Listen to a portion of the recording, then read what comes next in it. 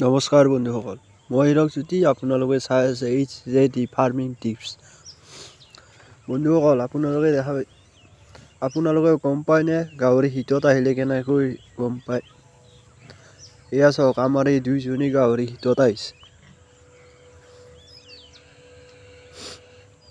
এই দুটা F1 আছিল। এনেকৈ হাতখন দিলে আপোনালোকে চাব পাৰে কেনেকৈ শীতত আহে। এনেকৈ যেতিয়া আমি হাতখন দিম পিঠিত, তেতিয়া স্থিৰ হৈ ৰৈ যায় আৰু পিছফালটো এনেকৈ ফুলি আহে।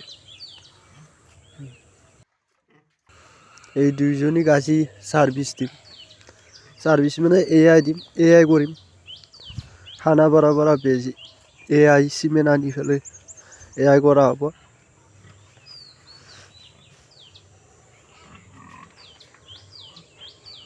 এই দুয়োটা হেমচিয়াৰে হয়। হেমচিয়াৰ F1, মাক দুটা ইয়ৰ্কশ্বায়াৰ আছিল। নহয়, মাক দুটা F1 আছিল। ইহঁতক আকৌ AI কৰাই পোৱালি আছিল। ৰাণীৰ পৰা চিমেণ্ট আনি AI কৰা আছিল। এতিয়া আকৌ ইহঁত শীতত আহিছে। এই দুয়োটাকে আকৌ AI কৰাই হ'ব। এইবাৰ হেমচিয়াৰে AI কৰিম, পিয়'ৰ পোৱালি হ'ব এইবাৰ। আপোনালোকে চাওকচোন, যেতিয়া আমি এনেকৈ পিঠিত হাতখন বহি গ'লেও একো নাই, পূৰা ৰৈ যায়, একদম পূৰা শীতত আছে। পিঠিত হাতখন দিলে একদম ৰৈ যায়। গাহৰি শীতত অহা এইটোৱে লক্ষণ। কিছুমান গাহৰি আছে পূৰা একদম বেৰাত উঠি, গাৰ ওপৰত উঠি সেনেকৈ থাকে। কিন্তু আমাৰ এই দুটাই বেছি হুলস্থুল নকৰে, কিন্তু এনেকৈ গম পোৱা যায় আৰু পিছফালটো পূৰা একদম ফিকি আহে আৰু পিঠিত হাতখন দিলে এক জেগাত ৰৈ যায়। সেইটোৱে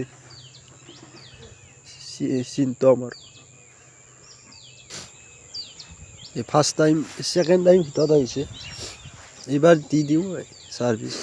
ওজনো চাগে 70 কেজি প্লাছ হ'ব লাগে। AI কৰা হ'ব। এয়া চাওক, পিছফালটো কি একদম ফিকি আহে। কিছুমানৰ বগা বগা এই জুলীয়া পদাৰ্থ ওলায় আৰু পিঠিত হাতখন দিলে সেইটো গম পায়।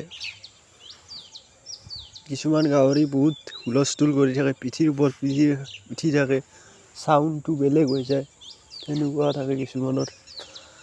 আমাৰ ইয়াতে বেছি হুলস্থুল কৰা নাই, কিন্তু সিহঁত অহা বুলি গম পায় আৰু এনে। আৰু আপোনালোকে চাওক, গাখীৰৰ বাট কেইটা আছে, 14টা আছে। এটাৰ 14টা, সেইকাৰণে সিহঁতৰ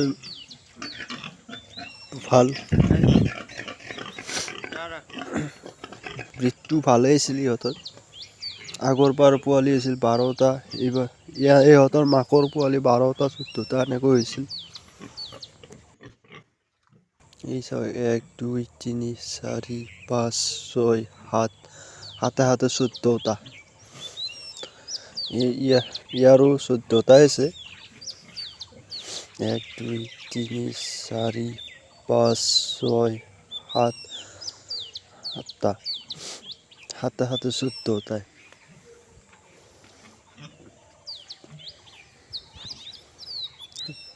গাখীৰৰ বাট বেছি থাকিলে ভাল হয়, পোৱালি ছোৱালী বেছি হ'লে অসুবিধা নহয়। সেইকাৰণে গাখীৰৰ বাট নিপুল কেইটা আছে চাই ল'বলৈ, পোৱালি যেতিয়া আমি ব্ৰিডিঙৰ কাৰণে ৰাখিম আৰু তেতিয়া নিপুল বেছি থাকিলে ভাল হয় গাখীৰত।